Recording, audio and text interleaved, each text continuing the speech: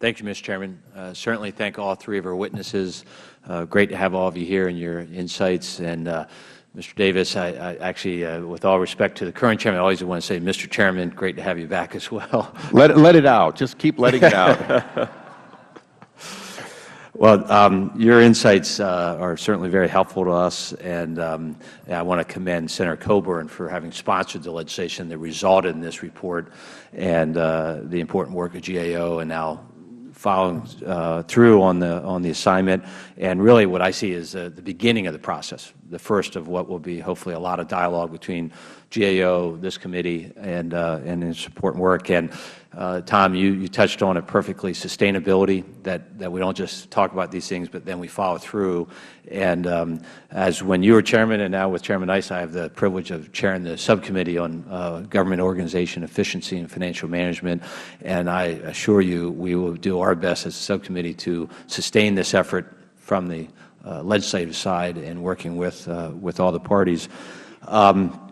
On a specific issue, I mean, when you think about what's in the report, what's highlighted, and the inefficiencies and duplication, the waste of resources, teacher quality, education of our kids, employment training, especially with unemployment, over 9% for almost 2 years, DOD, Homeland Security. I mean, these are all top priorities for our country and for our citizens, yet we know we can do a lot better with the resources we're putting into them. I guess two first questions, General Dodaro, to you, this probably be in maybe a follow-up hearings with you or staff and on the subcommittee level. As you looked at some of the duplication, and such as the $4 billion on teacher quality, is there any ability to give even a guesstimate of savings, administrative savings, if we took those, 82 different programs into even half that number? Any ability to give a guesstimate of that $4 billion? How much could we likely save from eliminating the duplication? I'll go back and take a look and work with the team, but I don't think we were able to do it because there are a lot of limitations on the amount of information that's available on what it costs to administer some of these programs, particularly those in this case that are administered through the state and local level. Right. But we do believe there's plenty of opportunity here to consolidate programs, and as I mentioned earlier, in the administration's proposal for education reform, they're already proposing to consolidate 38 of these programs into 11. And so I think there's a lot of opportunities. I don't have a cost estimate. I wish I did.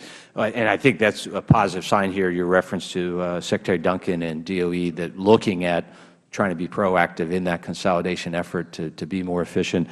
Follow on, and I think it's a similar answer, that you don't have the ability to have the detail at this point, and that is when you look at, and I'm going to stay with teacher quality, teacher preparation, at those 82 programs, I don't think you probably have the data available to you right now that to do a cost-benefit analysis to say, all right, we have these 82 programs, these 5 over here we can show are really doing a great job. These other 77 are struggling. So when we look to consolidate, is that inaccurate that you at this point don't have the data or the info to be able to get to that detail, that cost-benefit analysis? That's correct, especially for the smaller programs. And we do mention in the report that a number of the smaller programs are so small it's hard to evaluate them, and that makes sense. Under 50 million number, that what administrative costs, what the savings would be. Right, that's correct. In looking ahead to the hearing process, I got to tell you, the temptation is to try to make the point about the duplication is to invite one representative from all 82 programs on just teacher education to come. We'd fill the room. There won't be any seats left to make the point that your report does, that we need to do a lot better here. Additional questions I'm going to try to squeeze in here. Improper payments, huge issue. You referenced $125 billion as probably the low end. That's what we know or think we know about. Who knows how much is really out there.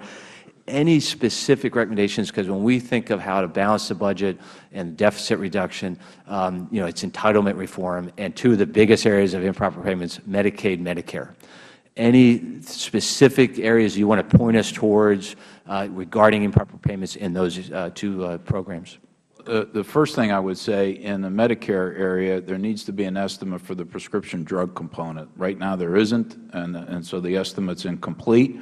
There are opportunities to use more information technology up front to help detect, and we are looking at and evaluating opportunities right now. We talked about it at the high-risk hearing with Chairman Issa, and so we are looking at that issue. I think the Improper Payments Elimination and Reporting Act that was passed by Congress last year is a very important vehicle. It lowers the thresholds. It requires accountability. It requires regular reporting, setting of targets, and follow-up and transparency in reporting.